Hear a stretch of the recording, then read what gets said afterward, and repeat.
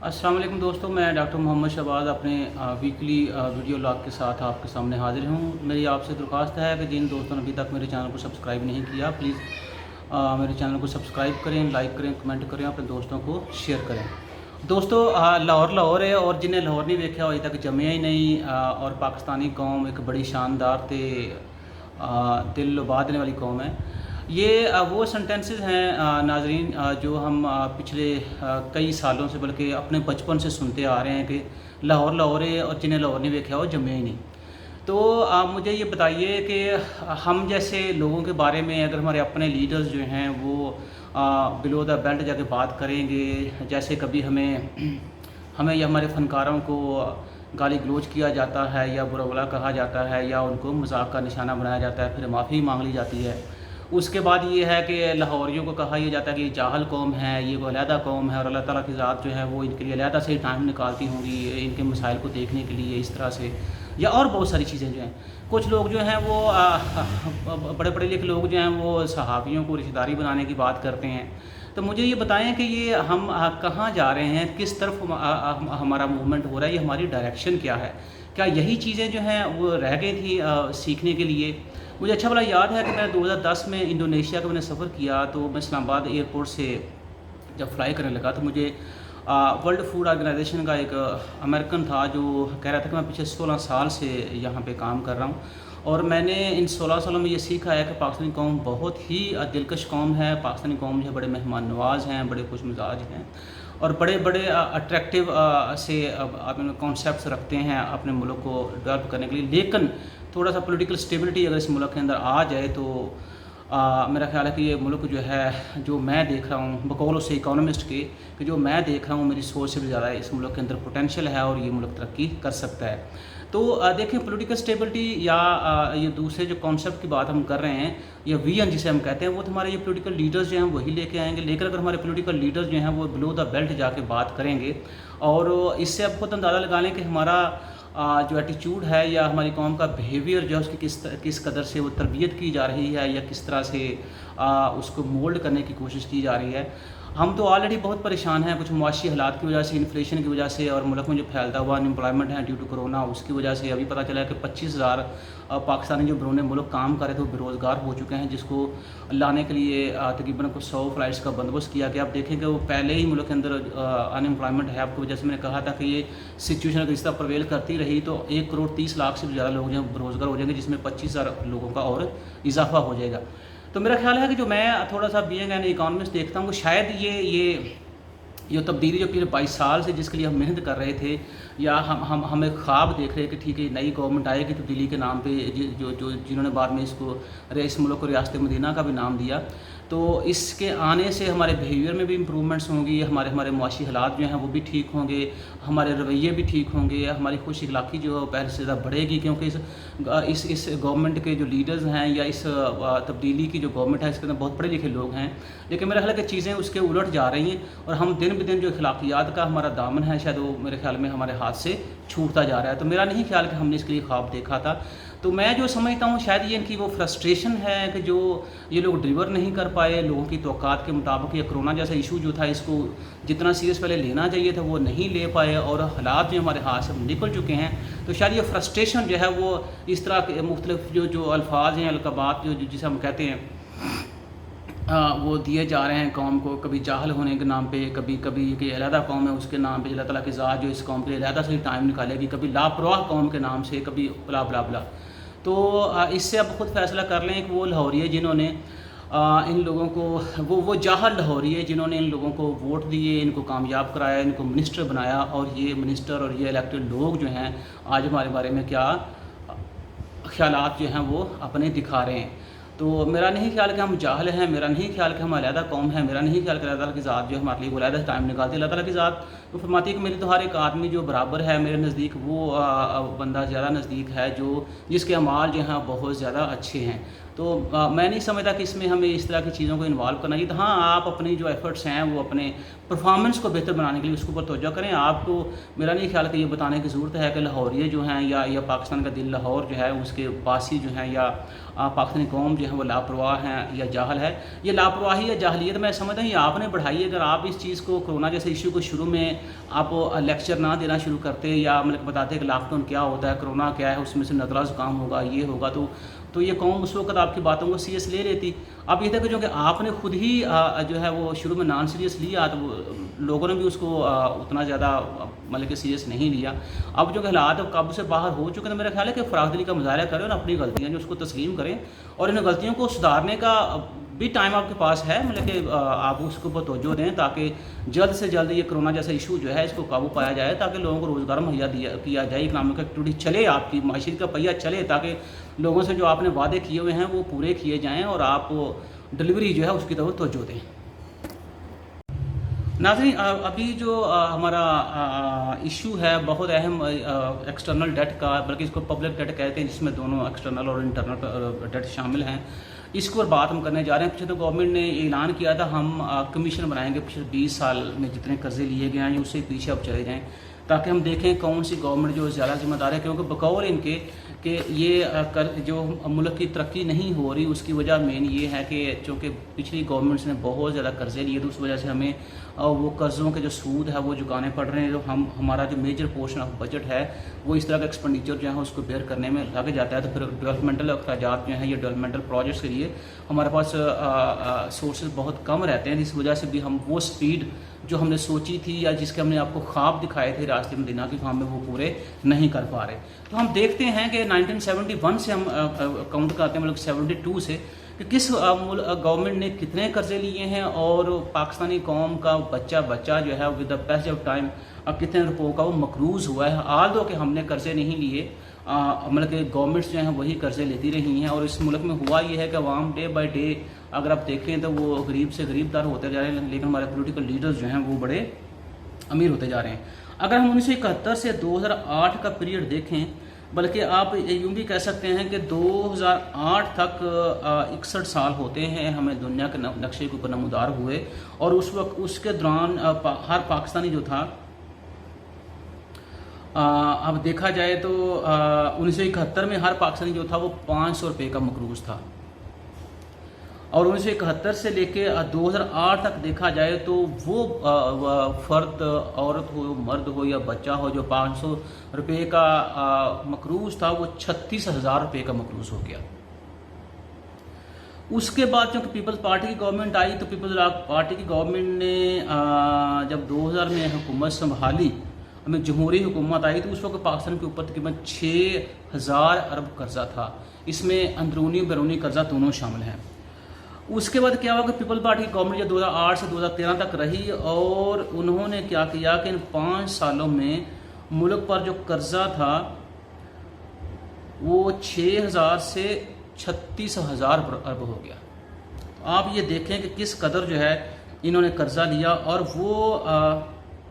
شخص جو بلکہ 36,000 روپے کا مقروض تھا, جس میں عورت, مرد یا بچے جو ہیں وہ شامل ہوتے ہیں, ہر فرد کا مطلب یہ ہے کہ انکلوڈنگ چلڈرن, وومن اینڈ مین, تو 36,000 سے 88,000 کا مقروض ہو گیا.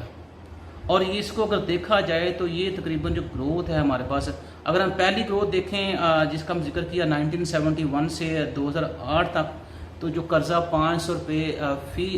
فیکس سے 36,000 روپے فیکس ہو گیا تھا, تقریباً اس میں 71,000% جو ہے وہ اضافہ ہوا ہے.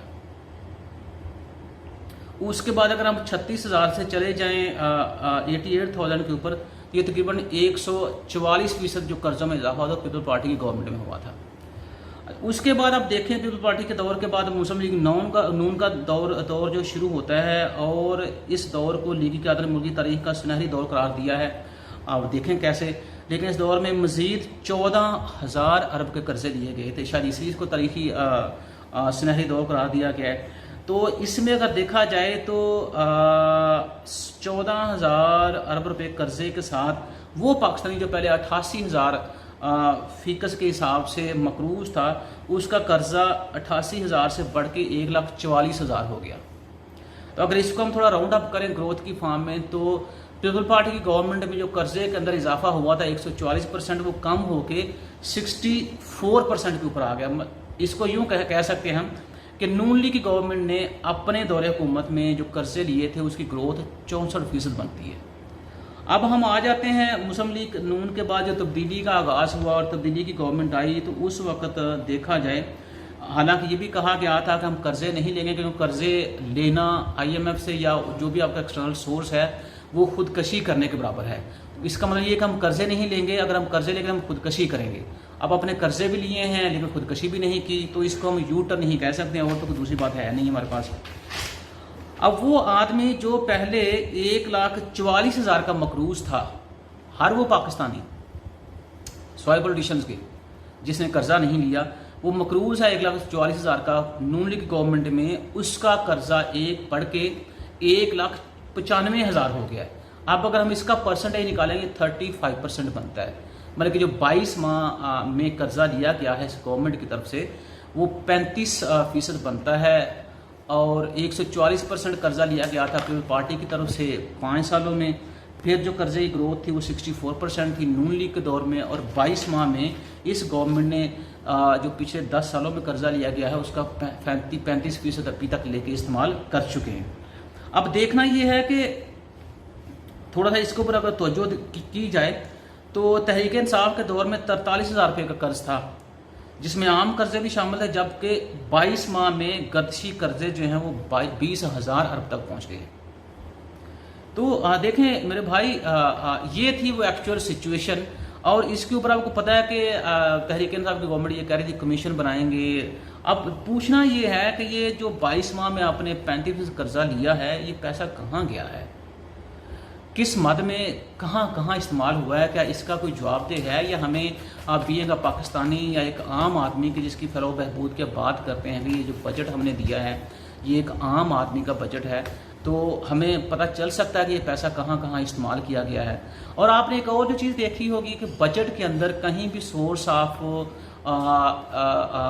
فنڈ جو وہ شو نہیں کیا گیا کہ جو خسارہ ہے ہمارا اس کو کہاں سے پورا کریں گے، کیونکہ وہ ٹیکسز جو ہیں اگر دیکھا جائے تو وہ اس سال بھی آپ کی ایکسپیکٹیشن کے مطابق ریونیو اکٹھا نہیں ہوا، اور آپ یہ سوچ رہے ہیں کہ ڈیو ٹو کرونا ایکٹیویٹی یہ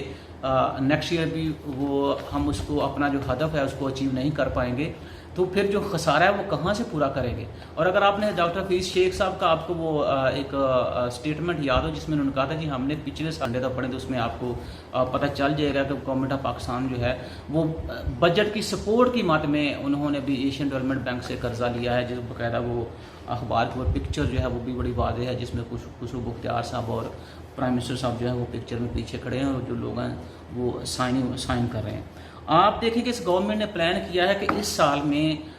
13 ارب 15 کروڑ ڈالر جو ہے وہ قرضہ دیا جائے گا، تو یہ تھے وہ سورس آف فنڈ، اور یہ تھا وہ ایجنڈا IMF کا جو اب سے میں کہہ رہا تھا کہ اس گورنمنٹ نے مطلب کہ آپ اس پروگرام میں وہ سارا کچھ کر کے دے دیا IMF کے اندر، جو پچھلے 21 پروگرام کے اندر پاکستان کی ساری گورنمنٹس مل کے نہیں کر سکیں۔ اب دیکھیں کہ جب آپ یہ فنڈ جو ہے یا یہ قرضہ جو لیں گے تو اس کا مطلب کہ آپ نے وہ اسٹیٹ بینک آف پاکستان جو ہے اس کو اپنے چھوڑ ہی دیا، کو مانیٹری پالیسی جو ہے جو میں نے اپنے پچھلے پروگرام میں بھی ذکر کیا تھا۔ اگر آپ جاپان کی ہسٹری دیکھیں تو جاپان نے 70 سے آن ورڈ جو ہے وہ سینٹرل بینک آف جاپان جو ہے اسی کو مانیٹری پالیسی کو استعمال کرتے ہوئے کیسے انہوں نے گروتھ بھی کی، اور آپ ان کا اپنا جی ڈی پر کیپٹا اس کا ڈفرینس دیکھ لیں، جیپنیز قوم کا جو لیونگ سٹینڈرڈ اس کو آپ دیکھ لیں، آپ کا جو لیونگ سٹینڈرڈ وہ آپ کمپیئر کریں تو آپ کو ساری صورتحال واضح ہو جائے گی۔ اور جاپان نے ہی ماڈرن مانیٹری تھیوری کا کانسیپٹ دیا، جس کے اندر آپ سے میں نے ذکر بھی کیا تھا، کوانٹیٹیو ایزنگ کی بات میں نے کی تھی۔ تو کیا یہ ہمارے جو باہر کے پڑھے لکھے لوگ جو ہیں کیا یہ اس طرف توجہ نہیں دے سکتے، یا یہ کوئی ہمیں اس طرح کا ٹول بتا دیں جس سے پتہ چلے قرضہ کیسے اترے گا؟ قرضہ لینا تو مسئلہ ہی نہیں ہے کوئی بھی، وہ تو کوئی بھی بندہ جو پاکستانی کوئی بھی کسی کو پڑھے لکھے بندے کو بٹھا دیں قرضہ لے لے گا، وہ بھی بیٹھ کے سائن کر لے گا، آپ کو تو اس لیے وہاں سے بلا دے گا، آپ چونکہ بہت پڑھے لکھے ہیں، بہت آپ نے کام کیا ہے اور آپ نے ایگزیکٹوز کے ساتھ ہی کام کیا ہے، تو خدا را ہمیں کچھ ایسا کلو دیں یا ہمیں کوئی ایسا سلوشن پرووائڈ کریں جس سے ہمارا قرضہ جو ہے وہ बढ़ने के बजाय कम हो, ताकि हमारे बजट का मेजर पोर्शन जैसे सूद की मद में चला जाता है, कर्जे अदायगी की मद में चला जाता है, तो कम से कम वो पैसा बचा सकें। हमें जो प्रोडक्शन है वो बढ़ाने का तरीका बताया जाए, हमें कॉस्ट एफिशिएंसी जो वो बढ़ाने का तरीका को बताया जाए, या हमें कुछ इस तरह के मेथड या इस तरह की टेक्नोलॉजी के बारे में बताया जाए कि जिससे हमारी कॉस्ट एफिशिएंसी जो है वो बढ़े। कॉस्ट एफिशिएंसी में कॉस्ट कम हो और आउटपुट जो हमारे पास ज़्यादा हो, तो उन चीज़ों की तरफ तो बंदा आ नहीं रहा। और ये सारी चीज़ें होंगी जब आप अपने एग्रीकल्चर सेक्टर के ऊपर तवज्जो देंगे, जब आप बड़ी कॉम्प्रिहेंसिव इंडस्ट्रियल पॉलिसी जो है वो आप अडॉप्ट करेंगे, जब आप फॉरेन डायरेक्ट इन्वेस्टमेंट को सही मत में सही जगह पे इस्तेमाल करेंगे, तो फिर मेरे ख्याल में ये चीज़ें बढ़ेंगी। लेकिन उस तरफ चूँकि हमारी तवज्जो ही नहीं है। और आपको मैं बता दूँ एक और जो चीज़ है कि वो central bank state bank of Pakistan जो उसमें शायद एक लॉ भी पास होने जा रहा है, शायद या हो चुका है, कि जिसकी वजह से गवर्नमेंट ऑफ पाकिस्तान जो है वो स्टेट बैंक ऑफ पाकिस्तान से अब कर्जा नहीं ले सकेगी। तो ये इस तरह की चीज़ें जो मुताबिक करवाई जा रही है, लेकिन हमें ये नहीं बताया जा रहा कि हम बैरूनी कर्जे से जान कैसे छुड़ा सकते हैं। उसके बाद डॉक्टर अब्दुल हफीज ये सब कहते हैं कि बजट बनाते हुए बड़े मुश्किल फैसले किए। हाँ जी, मुश्किल फैसले किए, लेकिन आपने आवाम के लिए किए हैं। आप देखें, आप भी काबीना के अंदर, कैबिनेट के अंदर आप बैठते हैं, तो वहाँ बैठ के भी जो नॉन डेवलपमेंटल एक्सपेंडिचर्स थे उसके ऊपर आपने तवज्जो नहीं दी कि उनको कम किया जाए। हाँ, प्राइम मिनिस्टर हाउस की तरफ से एक ऑस्टेरिटी जो है उसका एक एलिमेंट हमें मिला, जिसकी मद में 18 करोड़ 37 लाख रुपए जो हैं वो बचाकर वजीर खजाना को या मिनिस्ट्री ऑफ फाइनेंस को वापस किए गए हैं। तो जो दूसरी तरफ जो कैबिनेट के नॉन डेवलपमेंट एक्सपेंडिचर हैं उनके अंदर भी कट करने की जरूरत है। उसकी एक बेहतरीन एग्जांपल देता हूँ। किसी ने शायद ये खबर नोट नहीं की कि 18 जून 2020 में खबर पब्लिश हुई है नवाए वक्त के अंदर, ये शायद और भी जो खबर आती है वहाँ पे भी, कि हमारे यहाँ जो चीज़ हो रही है वो इस तरह से है कि हर पार्लियामेंटेरियन को 25 फजाई टिकट्स की बजाय ट्रैवल वाउचर मिलेंगे। मतलब कि एक पार्लियामेंट में बंदा जो सेनेटर जो हैं वो जो बैठते हैं उनको 25 बिजनेस क्लास के टिकट दिए जाते हैं, एयर टिकट दिए जाते हैं। और आपको पता है कि इसमें उनकी फैमिली के लोग जो हैं वो 18 साल से कम, और उनके जो फैमिली है वो भी इस मद में सहूलत से फ़ायदा उठा सकते हैं। चूँकि अब कोरोना की वजह से अब इंटरनेशनल फ़्लाइट्स जो हैं या वो हवाई सफ़र जो बंद हो गया, तो इसलिए कैबिनेट ने क्या किया है कि इस बिल को वो जो फैसिलिटी थी 25 फ़जाई टिकट थी उसको वाउचर में तब्दील कर दिया गया, जिसके ऊपर हमाद अजहर जो है उन्होंने थोड़ा सा वावेला किया कि ये हम नॉन डेवलपमेंटल एक्सपेंडिचर जो है उनको कम करना चाहें। लेकिन कैबिनेट के जो चेयरमैन उन्होंने कहा जी ये बिल पहले काबीना में पेश हो चुका है, इसलिए वहाँ से मंजूरी आ गई है। तो अगर आप और ये है वो गरीब आवाम जो बेचारे रोजगार के लिए मारे फिर रहे हैं, जो पॉवर्टी के नीचे पॉवर्टी बढ़ती जा रही, पॉवर्टी के नीचे गिरते जा रहे हैं। अब मुझे नहीं पता मुराद सही साहब किसने बता दिया कि पाकिस्तान के 25 पॉवर्टी रेट है। मेरे भाई ये पॉवर्टी इससे कहीं ज़्यादा बढ़ चुकी है। प्लीज़ अपने फिगर जो है वो दुरुस्त करें और लोगों को सही बताएं, क्योंकि मेरा मानना ये है कि अगर पॉवर्टी नहीं बढ़ रही तो आप बाहर निकले रोड्स के ऊपर, आपको भिखारी इतने ज़्यादा नजर आएंगे कि आप परेशान हो जाएंगे। पूरा पाकिस्तान जो है कि वो पॉवर्टी में घिर चुका है या हमारी हालत इतनी ज़्यादा ख़राब हो गई। तो आप जो फैक्ट्स एंड फिगर हैं वो सही मानों में जब भी आप काबीना में बात करते हैं या काबीना का इजलास होता है वहाँ बात करें, तो प्लीज़ आप उसको सही फैक्ट्स एंड फिगर जो है उनको आप पेश करें। तो अब इस तरह की बातें जो है उसमें फारूक एच नाइक साहब जो हैं, जो शायद इस कमेटी के चेयरमैन हैं या जो भी हैं, उन्होंने कहा जी हर सेनेटर जो है वो अमीर नहीं है। तो इसका मतलब कि ये हमारी ड्यूटी है कि हम आपको इलेक्ट भी करें, आपको जितवाएं भी, फिर आपको गवर्नमेंट में भी लेके आएँ, फिर आपको सेनेट भी बनाएं, उसके बाद फिर हम आपको अमीर भी करें कि ये हमारी जिम्मेदारी है। हम तो आपको इसलिए लेके आए थे कि आप हमारे मसाइल का हल देखें, हमारे मसाइल का हल हमें पेश करें ताकि मुल्क जो है खुशहाली की तरफ मूव कर सके। दोस्तों, अगर आपको याद हो तो जब पीटीआई गवर्नमेंट की इलेक्शन कैंपेन चल रही थी तो इसके अंदर बहुत सारी हर बातें उन्होंने की थी जो हमें ख्वाब दिखाए थे। हालांकि उन्होंने कोशिश भी की कि वो इन ख्वाब को पूरा करें और कोशिश कर भी रहे हैं। लेकिन उसमें जो दो चीज़ें थी बड़ी अहम थी। एक तो उस वक्त मुराद सईद साहब ने कहा था यूँ करके कि जब पीटीआई की गवर्नमेंट आएगी तो 200 अरब डॉलर जो है वो बाहर से हमें मिल जाएंगे। ये हर उस पैसे की बात कर रहे थे मेरे ख्याल में जो पाकिस्तान से बाहर जा चुका है। तो वो पैसे जब हमें मिलेंगे तो 100 अरब जो है वो हम IMF के मुंह पर मारेंगे, क्योंकि खान साहब ने उस वक्त ये कहा था कि कर्जा लेना जो है वो खुदकशी करने के मुताबिक है। आल दो ये गवर्नमेंट पिछले 22 माह में उतना कर्जा 30-35% कर्जा ले चुकी है, उस कर्जे का जो पिछले 10 साल में नून लीग और पीपी की गवर्नमेंट ने लिया है। تو اب ابھی تک 22 ماہ ہو چکے ہیں، مجھے تو ابھی تک ان کی وہ چٹکی نظر نہیں آئی. شاید وہ ہو سکتا ہے کہ پی ٹی آئی گورنمنٹ جو یو ٹرن لیتی ہے وہ یوں ہی انہوں نے ختم کر دیا تاکہ ٹرن لینا ہی نہ پڑے.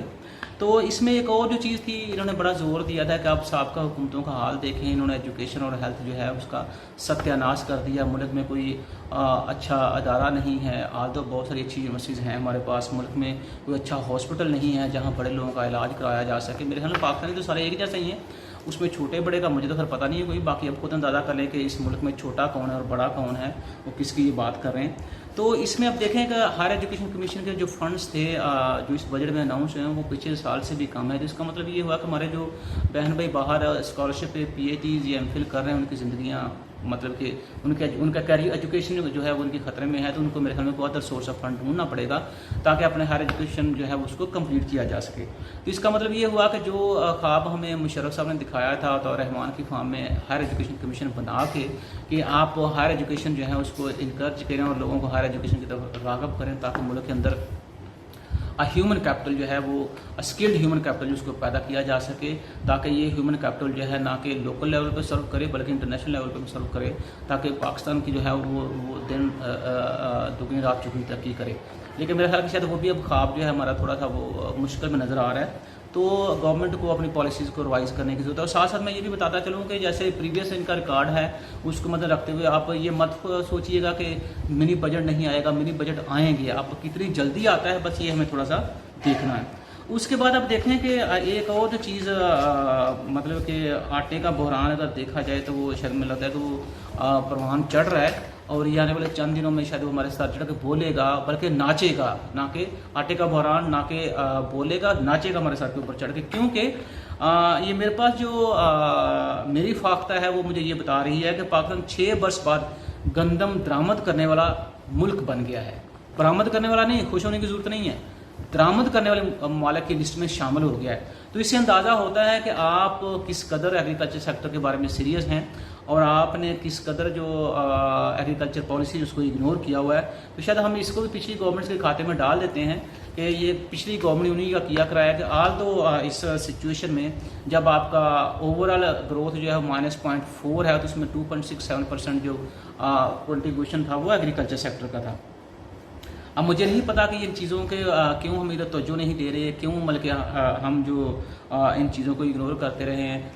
جیسے ہماری انڈسٹریل پالیسی پچھلے 70 سال سے دیکھ لیں، ہماری انڈسٹریل پالیسی نہیں ہے کوئی بھی ایگریکلچر سیکٹر کا. جو اب آپ دیکھ لیں کہ اگر گندم بھی ہم نے درآمد کرنی ہے تو پھر ہم نے پروڈیوس کیا کرنا ہے. اس کے بعد جو چیز ہو رہی اوور آل اگر ہم دیکھا جائے تو کرونا کی وجہ سے گلوبل لیول پہ تقریباً 9,000 ارب ڈالر کا نقصان ہو چکا ہے. پاکستان میں جو نقصان ہوا تھا وہ آپ کو پتہ ہے کہ 3,000 ارب روپے کا نقصان ہوا ہے. تو اس کا مطلب یہ ہے کہ اگر ہمیں بینگ پاکستانی ہمیں اگر اس وبا سے باہر نکلنا ہے تو ہمیں جلد سے جلد جو SOPs گورنمنٹ نے متعارف کروائے ہیں احتیاط کے طور پہ اس کو درآمد کرنا چاہیے تاکہ وبا جیسی کرونا جیسی وبا کو ہم اپنے ملک سے ختم کر سکیں. جب کرونا جیسی وبا ختم ہوگی تو ملک میں اکنامک ایکٹیویٹی جو ہے وہ اسٹیمولیٹ ہوگی اور آپ کے روزگار کے مواقع پیدا ہوں گے، انویسٹمنٹ بڑھے گا نہ کہ پبلک آلسو فارن. تو جس سے ڈومیسٹک پروڈکشن ہے وہ بڑھے گا، آپ کا برآمدات بڑھے گا، باہر سے پیسہ آپ کے پاس آئے گا تو آپ اپنی زندگی کو خوشحال بنا سکیں گے. اب یہ ڈپینڈ آپ کے اوپر کرتا ہے، آپ ان چیزوں کو اس طرح کی جو فیک خبریں ہیں اس کو نظر اپنے کان مت دھریں کہ گورنمنٹ جو ہے وہ ہر بندہ جو کرونا کی وجہ سے مر رہا ہے اس کو امداد مل رہی ہے یا گورنمنٹ جو پیسہ وصول کر رہی ہے. آپ صرف یہ دیکھیں کہ آپ کی زندگی قیمتی ہے، آپ کے اہل خانہ کی زندگی قیمتی ہے. اس لیے اس چیز کو سوچتے ہوئے، کیونکہ اس طرح کی تھیریز جو ہوتی ہیں جب ملک میں اکنامک کرائسس ہوتے ہیں، اس طرح ورلڈ لیول پہ کرائسس ہوتے ہیں، اس طرح کی تھیریز جو ہیں وہ مارکیٹ میں ایگزسٹ کرتی ہیں. لیکن ہمیں بینگ اے گڈ پاکستانی اس طرح کی خبروں کے اوپر توجہ نہیں دینی. ہمیں صرف اپنے زندگی کے بارے میں سوچیں کہ ہم کون سی ایسے احتیاطی تدابیر جو ہیں SOPs کی فارم کے اوپر جس کو ہم عمل درآمد کرنا ہے تاکہ ہم کرونا سے فائٹ کر سکیں اور کرونا کو اپنے ملک سے بھگا سکیں. کیونکہ آپ کی زندگی کی خوشحالی کا دارمدار جو ہے وہ ان SOPs کے اوپر عمل درآمد کرنے کے اوپر ہے کہ جتنی جلدی آپ SOPs کے اوپر عمل درآمد کرنا شروع کر دیں گے اتنی جلدی میرا ہے کہ آپ کرونا سے فائٹ کرنا بھی شروع کر دیں گے. تو یہ تھی میرے دوستوں باتیں. باقی جو بات ہے کہ ابھی تک ہمیں ریاست مدینہ کے جو 22 ماہ میں فروٹس ملے ہیں وہ اگر تھوڑا سا آپ اسی سال میں ریویو کر لیں بیک تو جنوری کے اندر ٹماٹر جو تھا وہ مارکیٹ کے اندر نایاب تھا اور بڑے مہنگے داموں فروخت ہو رہا تھا، جس کو ہم عام لفظوں میں کہہ سکتے ہیں جنوری میں ٹماٹر جو تھا مارکیٹ میں نہیں تھا۔ پھر فروری میں چینی کا ایشو جو تھا وہ شروع ہو گیا، چینی جو 55 سے 50 روپے کے اوپر چلی تھی۔ مارچ کے اندر آٹا ہمیں نہیں مل رہا تھا۔ آپ اگر کرونا کی وجہ سے مئی کا حال دیکھیں ہاسپٹلز کا جو ابھی تک جاری ہے کہ ہاسپٹلز میں بیڈ جو ہیں وہ دستیاب نہیں ہیں، اور اب جو ہے ہمارے پاس پیٹرول دستیاب نہیں ہے۔ تو پھر بھی ہمیں اگر یہ کہا جائے کہ گھبرانا نہیں، میرا خیال ہے کہ اب ہمیں گھبرانا چاہیے کہ ہم نے بہت سارے پریکٹسز کر لیے، ہم نے بہت سارے ایکسپیریمنٹس کر لیے، تو اب ایٹ لیسٹ میری اپنی پیاری قوم سے درخواست ہے کہ سوچنا شروع کریں کہ ہمیں ان سے کیا توقعات رکھنی چاہیے اور ہمیں فیوچر جو ہے اس کے بارے میں کیا سوچنا چاہیے، تاکہ ہم ایک بہتر فیوچر کی طرف تبھی موو کر سکتے ہیں جب ہم بہترین فیصلہ لیتے ہیں۔ اپنا اور اپنے اہل خانہ کا خیال رکھیے گا۔ خدا حافظ۔